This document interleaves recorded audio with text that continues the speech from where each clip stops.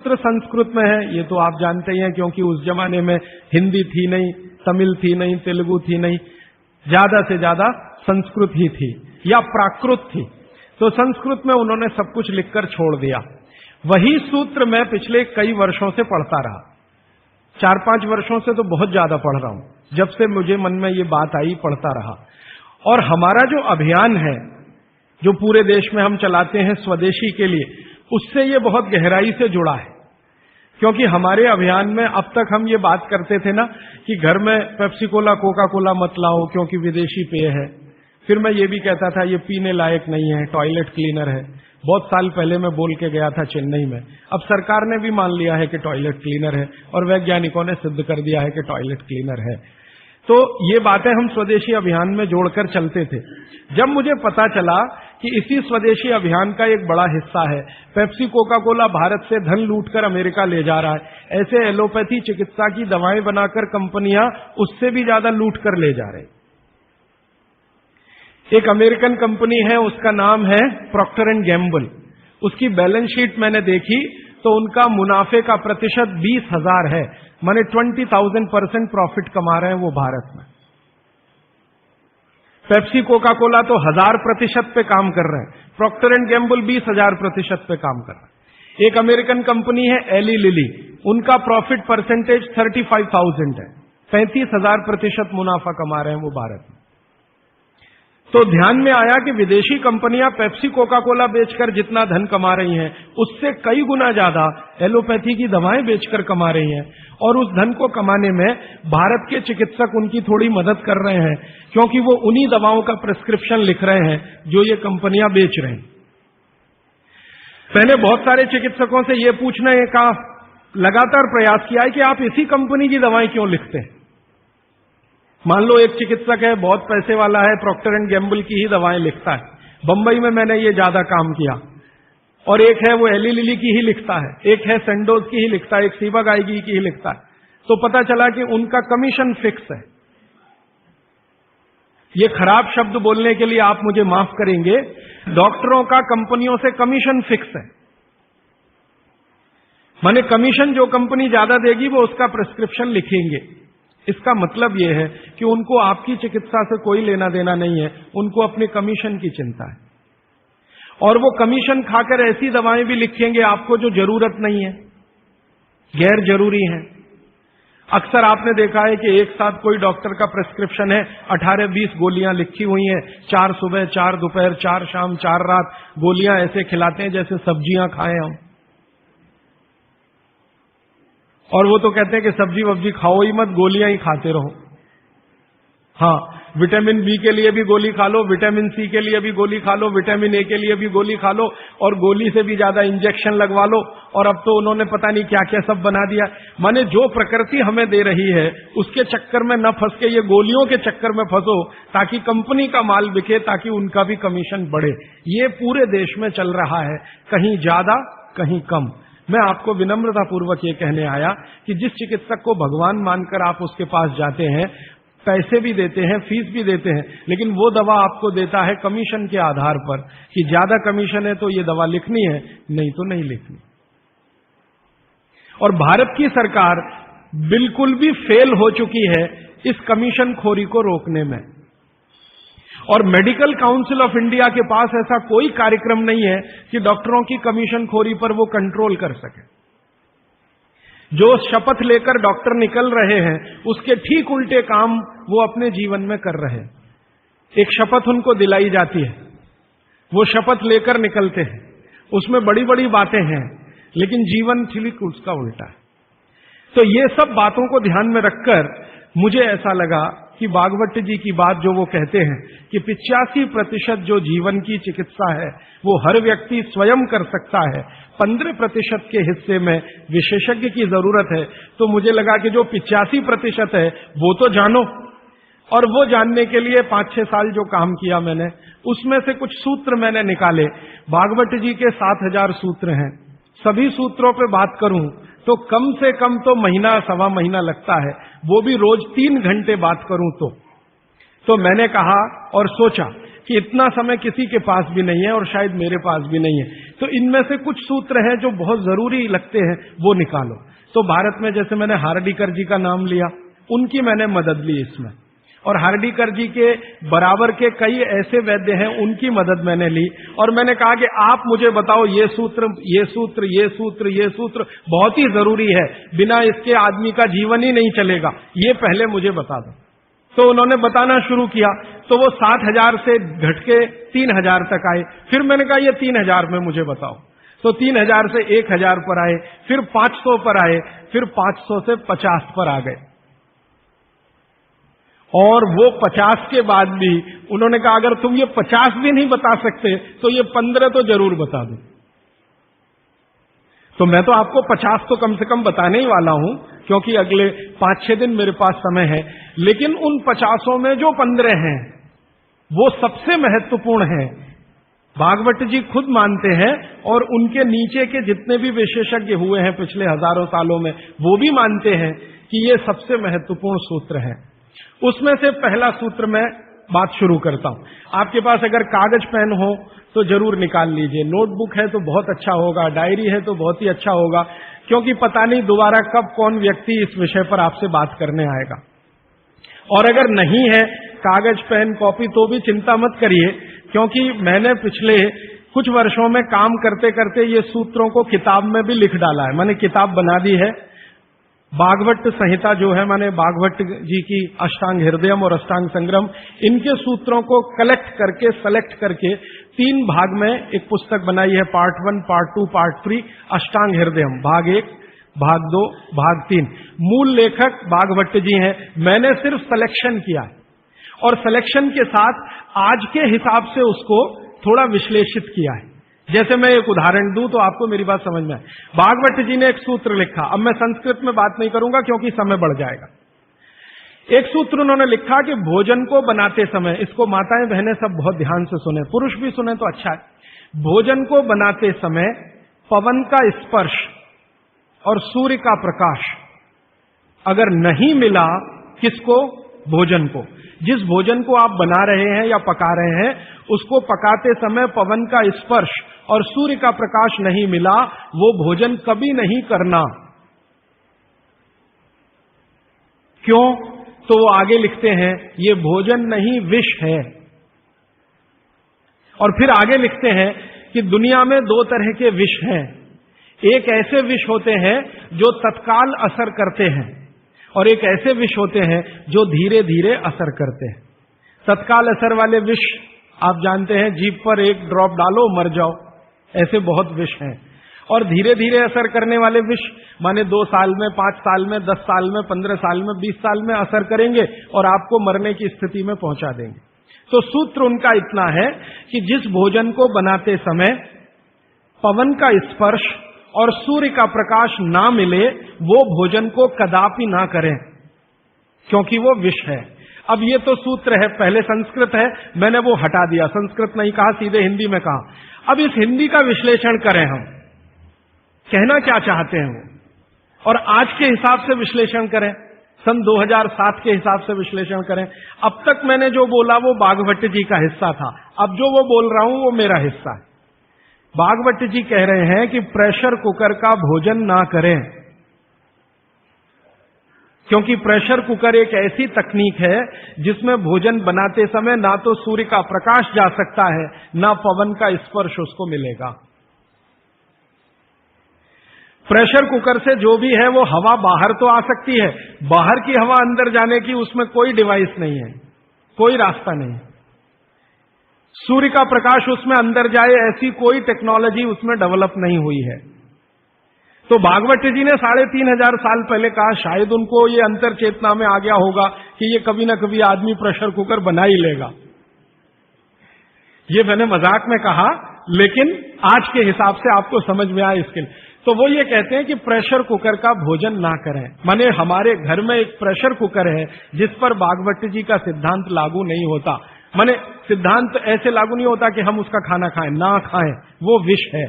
फिर मैंने वैज्ञानिकों से बात की कि ये प्रेशर कुकर का भोजन विष है, ऐसा भागवत जी कहते हैं, आपका क्या कहना है?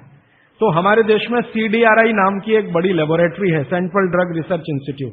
वहां के 2 साइंटिस्टों ने कहा कि यार काम तो हमने करके देखा है, बात सही है बागवती जी। मैं कहता हूं ये टीवी पे बोलो, तो उन्होंने कहा ये प्रेशर कुकर कंपनियां गर्दन काट देंगी हमारी, टीवी पे नहीं बोल सकते हम, तुम चाहो तो बोलो।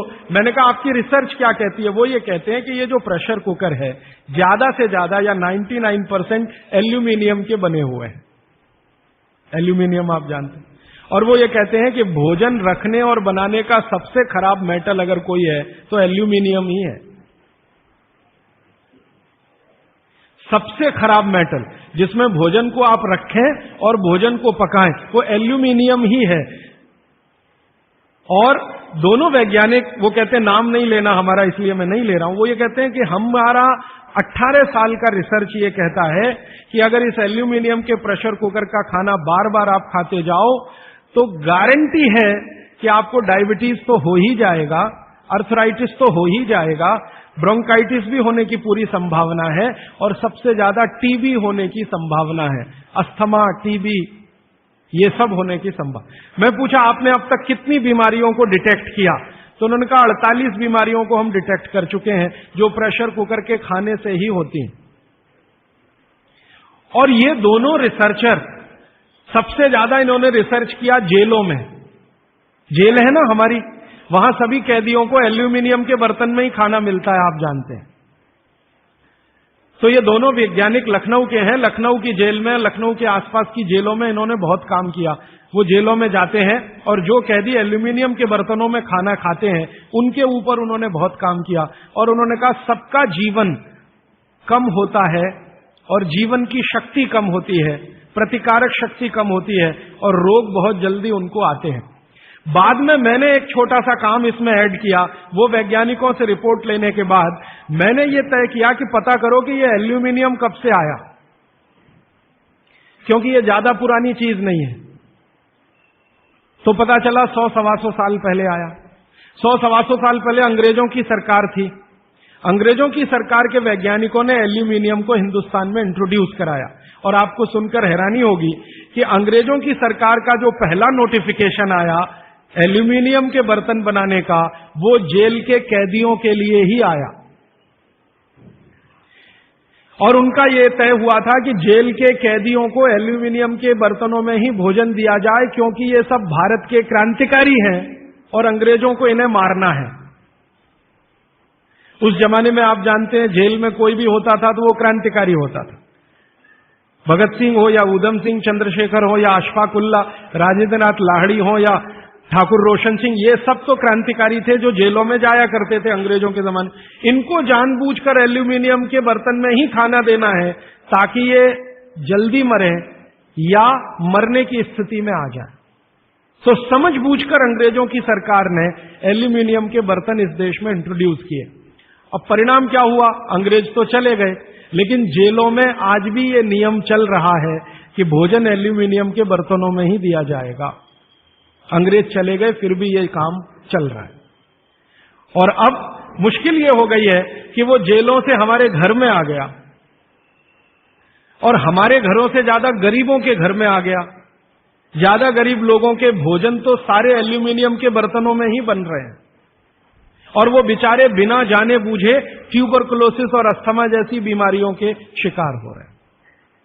तो भागवत जी का सूत्र तो बहुत सरल है, सिंपल है कि जो भोजन को बनाते समय सूर्य का प्रकाश या पवन का स्पर्श ना मिले वो भोजन कभी नहीं करना। मैंने उदाहरण के लिए आपको समझा दिया कि प्रेशर कुकर का भोजन नहीं करना क्योंकि ये जहर है। एक और चीज है अपने घर में, रेफ्रिजरेटर। रेफ्रिजरेटर भी एक ऐसी वस्तु है, एक ऐसी डिवाइस है, एक ऐसी टेक्नोलॉजी है जिसमें सूर्य का प्रकाश नहीं जा सकता, पवन का स्पर्श भी नहीं हो सकता। और एक तीसरी चीज है अपने घर में, माइक्रोवेव ओवन।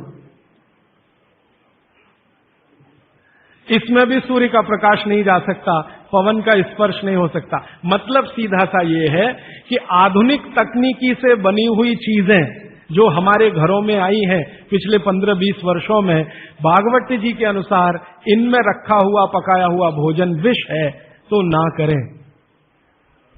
नहीं तो क्या होगा? आप कहेंगे जी हम तो करेंगे, हम तो छोड़ नहीं सकते प्रेशर कुकर को, हम तो छोड़ नहीं सकते रेफ्रिजरेटर को, हम तो छोड़ नहीं सकते माइक्रोवेव ओवन को, क्योंकि इसमें भोजन से समय बचता है। मेरा बहुत सारी माताओं और बहनों से तर्क हुआ है, वो ये कहते हैं कुकर में खाना बनाने से समय बचता है। तो मैं उनसे पूछता हूं ठीक है समय बचता है, तो बचे हुए समय का क्या करती हैं?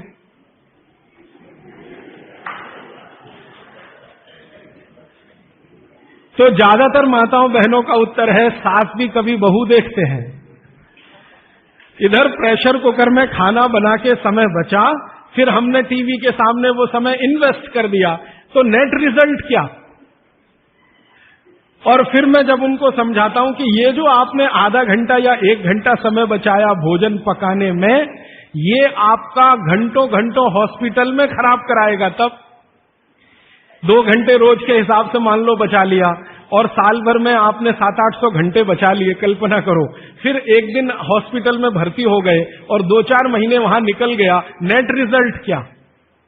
वही 0 का 0। तो ये एक सूत्र है जिस पर मैं आपसे बात कर रहा हूं कि भोजन को बनाते समय, पकाते समय कोई ऐसी वस्तु जहां सूर्य का प्रकाश ना जाता हो, पवन का स्पर्श ना होता हो, वो ना करें। अब इसमें विश्लेषण की जरूरत है। भागवती जी तो लिख के चले गए, अब ये क्यों का जवाब हमें ढूंढना है, और इसमें जरूरत हो तो आधुनिक विज्ञान की मदद भी लेनी है। मॉडर्न साइंस ने कुछ लॉजिक डेवलप किए हैं, कुछ ऑब्जर्वेशंस उन्होंने दिए हैं, तो उनकी मदद से ये क्यों ना करें, क्या कारण है, यहां से अब बात मैं शुरू करता हूं। आधुनिक विज्ञान क्या कहता है प्रेशर कुकर के बारे में, ये जाने। प्रेशर कुकर एक ऐसी टेक्नोलॉजी है जो खाने को जल्दी पकाती है, ये है सीधा सा मतलब। अब खाने को जल्दी पकाने के लिए ये प्रेशर कुकर क्या करता है, जो भोजन आपने उसमें अंदर रखा है पकने के लिए उस पर, और जो पानी डाला है आपने भोजन पकाने के लिए उस पर अतिरिक्त दबाव डालता है। ये है प्रेशर। प्रेशर माने दबाव। तो अतिरिक्त दबाव डालने की टेक्नोलॉजी है प्रेशर कुकर। और ये अतिरिक्त दबाव कहां से आता है? प्रेशर कुकर में आपने दाल डाली, ऊपर से पानी डाला, थोड़ा हल्दी मसाले डालकर बंद करके रख दिया। अब उसमें वो एक सीटी लगा दी, वो सीटी लगाई, यही सबसे खतरनाक चीज है पूरे प्रेशर कुकर की। सीटी ना लगाएं तो आपका प्रेशर कुकर आपके लिए अच्छा है। सीटी लगाते ही क्या करता है, पानी गर्म होगा। आप जानते हैं पानी गर्म होने से वाष्पीकरण शुरू होता है, वेपराइजेशन शुरू होता है। तो पानी की वाष्प प्रेशर कुकर में चारों तरफ इकट्ठी हुई, वो वाष्प जो है ना वो दबाव डालती है। किस पर? दाल पर, चावल पर, सब्जी पर। ये दबाव डाल के होता क्या है, दाल एक कल्पना करिए, अरहर की दाल, थोड़ी देर के लिए कल्पना, अरहर की दाल के छोटे छोटे टुकड़े, एक दाल को तोड़कर 2 टुकड़े, जिसको द्विदल कहते हैं। जैन समाज के लोग तुरंत समझ में आ जाएंगे। द्विदल, चने की दाल, अरहर की दाल, ये सब द्विदल है। इसको तोड़कर आपने दाल बनाई है। अब ये दाल पानी में पड़ी है, नीचे से गर्म और ऊपर से भाप का दबाव, तो ये दाल जो है ना फट जाती है। फटना समझते हैं? वो दरकना शुरू हो जाता है। उसके अंदर के जो मॉलिक्यूल हैं, दाल के अंदर जो अणु हैं, वो अणु एक दूसरे को जो जकड़कर बैठे हुए हैं, ये पानी का प्रेशर उन अणुओं को तोड़ता है और दाल दरकना शुरू होती है। वो दाल दरक जाती है और पानी इतना गर्म होता है तो उबल जाती है, पकती नहीं है, उबलती है। पकना और उबलने में अंतर है। तो उबल जाती है और दरक जाती है। आप खोलते हैं, 5 मिनट बाद आपको लगता है दाल पक गई है। पक नहीं गई है, वो थोड़ी सॉफ्ट हो गई है, नरम हो गई है, क्योंकि नीचे से गर्मी पड़ी, ऊपर से प्रेशर पड़ा वाष्प का, वो पकी नहीं है, उबल गई है और उसका सॉफ्टनेस बढ़ गई है। तो आपने खा लिया तो आपने कहा पकी हुई दाल खा ली। माफ करिए, दाल पकी हुई नहीं है। फिर आप बोलेंगे जी पकी हुई दाल और इस दाल में क्या अंतर है? पकी हुई दाल का आयुर्वेद में एक सिद्धांत है। आयुर्वेद में वैसे सभी सिद्धांत हैं, उसमें से एक मैं आपसे बता रहा हूं। आयुर्वेद चिकित्सा ये कहती है कि जिस वस्तु को खेत में पकने में जितना ज्यादा समय लगता है, जिस वस्तु को पकने में खेत में जितना ज्यादा समय लगता है, भोजन रूप में पकने में भी उसको ज्यादा समय लगता है।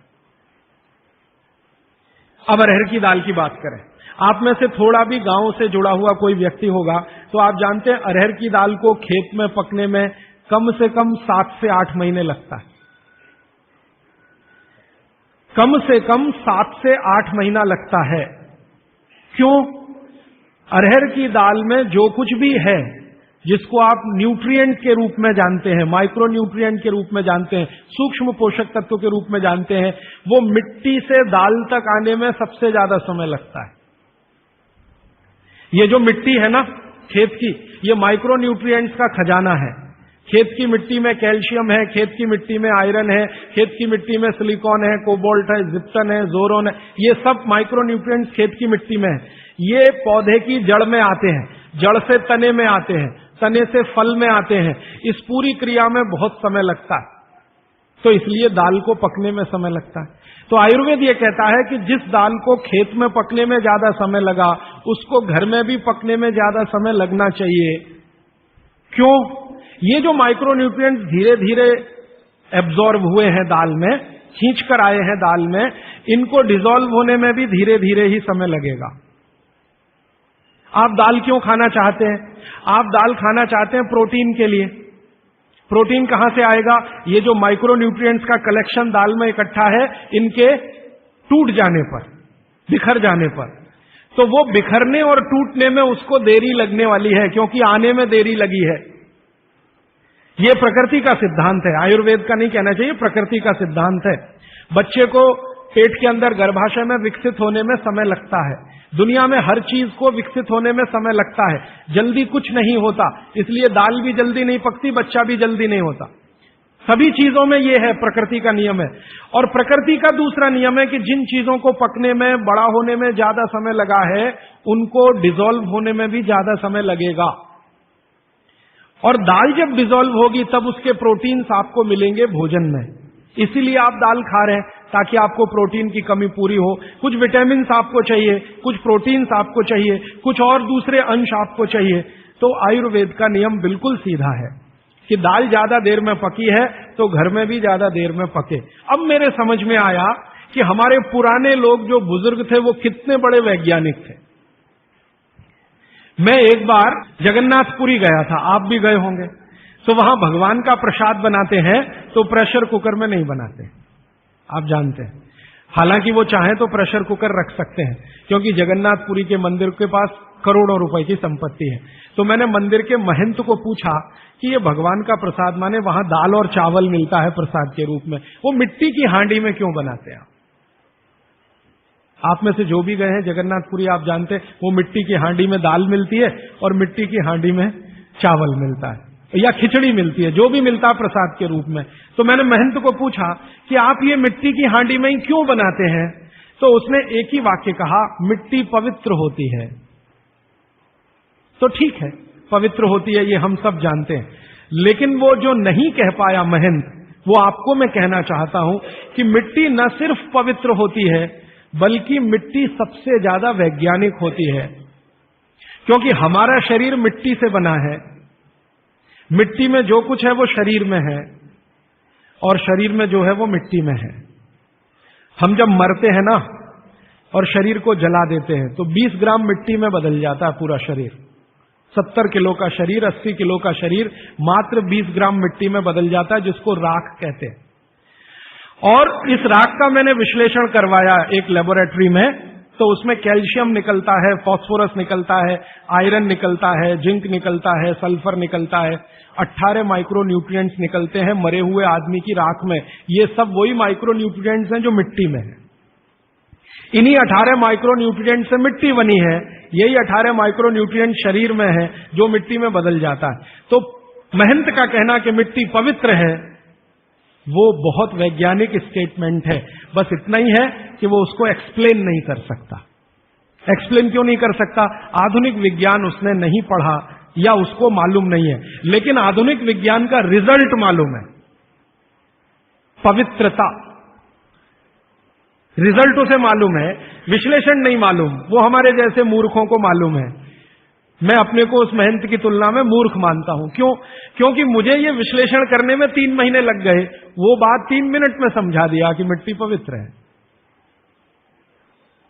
तो ये मिट्टी की जो पवित्रता है, उसकी जो माइक्रो न्यूट्रिएंट्स की कैपेसिटी या कैपेबिलिटी है, उसमें से आई है। तो मिट्टी में दाल आई है, दाल आपने पकाई है, तो महंत कहता है कि मिट्टी पवित्र है, इसलिए हम मिट्टी के बर्तन में ही दाल पकाते हैं, भगवान को पवित्र चीज ही देते हैं, अपवित्र चीज भगवान को नहीं दे सकते। अच्छा, मैं वो दाल ले आया और भुवनेश्वर लेके गया, पुरी से भुवनेश्वर। भुवनेश्वर में CSIR का एक लेबोरेटरी है, council of science and industrial research का लेबोरेटरी है, जिसको रीजनल रिसर्च लेबोरेटरी कहते हैं। तो वहां ले गया, कुछ वैज्ञानिकों से कहा ये दाल है, उन्होंने कहा हाँ हाँ ये पुरी की दाल है। मैंने कहा इसका विश्लेषण करना है, इस दाल में क्या है। तो उन्होंने कहा यार ये तो बड़ा मुश्किल काम है, 6-8 महीने लगेगा। मैंने कहा ठीक है फिर भी। तो उन्होंने कहा हमारे पास पूरे इंस्ट्रूमेंट नहीं है, हमारे पास जो जो चाहिए वो नहीं है, आप दिल्ली ले जाओ तो बेहतर है। तो मैंने कहा दिल्ली ले गया तो खराब तो नहीं होगी? उन्होंने कहा नहीं होगी, क्योंकि ये मिट्टी में बनी है। तो पहली बार मुझे समझ में आया मिट्टी में बनी है तो खराब नहीं होगी। तो मैं ले गया दिल्ली तक, सच में ले गया। और भुवनेश्वर से दिल्ली पहुंचने में आप जानते हैं करीब करीब 36 घंटे से ज्यादा लगता है। दिल्ली में दिया, कुछ वैज्ञानिकों ने उस पर काम किया और उनका जो रिजल्ट है, जो रिसर्च है, जो रिपोर्ट है, वो ये है कि इस दाल में एक भी माइक्रो न्यूट्रिएंट कम नहीं हुआ पकाने के बाद भी। इस दाल में एक भी माइक्रो न्यूट्रिएंट कम नहीं हुआ पकाने के बाद भी। फिर मैंने उन्हीं वैज्ञानिकों को कहा कि भैया प्रेशर कुकर की दाल का भी जरा देख लो। तो उन्होंने कहा ठीक है वो भी देख लेते हैं। तो प्रेशर कुकर की दाल को जब उन्होंने रिसर्च करके देखा तो उन्होंने कहा इसमें माइक्रो न्यूट्रिएंट्स बहुत ही कम है। मैं पूछा परसेंटेज वाइज बता दो। तो उन्होंने कहा अगर अरहर की दाल को मिट्टी की हांडी में पकाओ और 100% माइक्रो न्यूट्रिएंट्स हैं तो कुकर में पकाने में 13% ही बचते हैं, 87% नष्ट हो गए। मैं पूछा कैसे नष्ट हुए? तो उन्होंने कहा ये जो प्रेशर पड़ा है ऊपर से और इसने दाल को पकने नहीं दिया, तोड़ दिया, मॉलिक्यूल्स टूट गए हैं, तो दाल तो बिखर गई है, पकी नहीं है, बिखर गई है, सॉफ्ट हो गई है। तो खाने में हमको ऐसा लग रहा है कि ये पका हुआ खा रहे हैं, लेकिन वास्तव में वो नहीं है। पके हुए से मतलब ये होता है कि जो माइक्रो न्यूट्रिएंट्स आपको कच्चे रूप में शरीर को उपयोग नहीं आते, उनको आप उपयोगी बना लें, इसको पका हुआ कहते हैं आयुर्वेद में। जो सूक्ष्म पोषक तत्व कच्ची अरहर की दाल खाने में शरीर को उपयोगी नहीं आएंगे, वो उपयोगी आने लायक बनाएं, उसको पका हुआ कहा जाता है या कहेंगे। तो उन्होंने कहा कि ये मिट्टी की हांडी की दाल बहुत बहुत क्वालिटी में ऊंची है, बशर्ते कि आपके प्रेशर कुकर की। और दूसरी बात तो आप सभी जानते हैं, वो मुझे सिर्फ रिपीट करनी है कि मिट्टी की हांडी की बनाई हुई दाल को खा लीजिए तो जो उसका स्वाद है वो जिंदगी भर नहीं भूलेंगे आप। इसका मतलब क्या है? भारत में चिकित्सा का और शास्त्र पाक कला का ऐसा विज्ञान विकसित हुआ है जहां क्वालिटी भी मेंटेन रहेगी और स्वाद भी मेंटेन रहेगा। तो मिट्टी की हांडी में बनाई हुई दाल को खाएं तो स्वाद बहुत अच्छा है और शरीर की पोषकता उसकी इतनी जबरदस्त है कि दाल का सही खाने का मतलब उसमें है। तब मैंने गांव गांव घूमता रहता हूं तो पूछना शुरू किया, तो बोलते हैं लोग कि ज्यादा नहीं, 30-40 साल पहले सब घर में मिट्टी की हांडी की दाल थी। मेरी दादी को पूछा तो दादी कहती है कि हम तो जिंदगी भर मिट्टी की दाल ही खाते रहे। तब मेरे समझ में आया कि मेरी दादी को डायबिटीज क्यों नहीं हुआ। तब मुझे समझ में आया उसको घुटने का दर्द क्यों नहीं हुआ। तब मुझे समझ में आया उसके 3200 दांत मरने के दिन तक सुरक्षित थे, क्योंकि हमने उसका अंतिम संस्कार किया। अगले दिन जब राखी लेने गए तो सारे दांत उसके 32 के 32 निकले। तब मेरे समझ में आया कि 94 साल की उम्र तक मरते समय चश्मा क्यों नहीं लगा उसकी आंखों पे, और जीवन के आखिरी दिन तक अपने कपड़े खुद अपने हाथ से धोते हुए मरी थी। ये कारण है कि शरीर को आवश्यक माइक्रो न्यूट्रिएंट्स की पूर्ति अगर नियमित रूप से होती रहे तो आपका शरीर ज्यादा दिनों तक बिना किसी दूसरे की मदद के काम करता है। तो माइक्रो न्यूट्रिएंट्स पूरा सप्लाई मिला दाल में, जो खाई थी उसने मिट्टी की हांडी में पका पका के। और न सिर्फ दाल पकाती थी वो मिट्टी की हांडी में, बल्कि दूध भी मिट्टी की हांडी में पकाती थी, घी भी मिट्टी की हांडी से ही निकालती थी, दही का मट्ठा भी मिट्टी की हांडी में ही बनता था। अब मेरे समझ में आया कि हजारों साल से मिट्टी के बर्तन क्यों इस देश में आए। हम भी एल्यूमिनियम बना सकते थे, देखिए, बात मैं आपसे कहने जा रहा हूं वो ये कि हिंदुस्तान भी 2000 साल पहले, 5000 साल पहले एल्यूमिनियम बना सकता था, क्योंकि एल्यूमिनियम का रॉ मटेरियल इस देश में भरपूर मात्रा में है। बॉक्साइट, हिंदुस्तान में बॉक्साइट के खजाने भरे पड़े हैं। कर्नाटक बहुत बड़ा भंडार, तमिलनाडु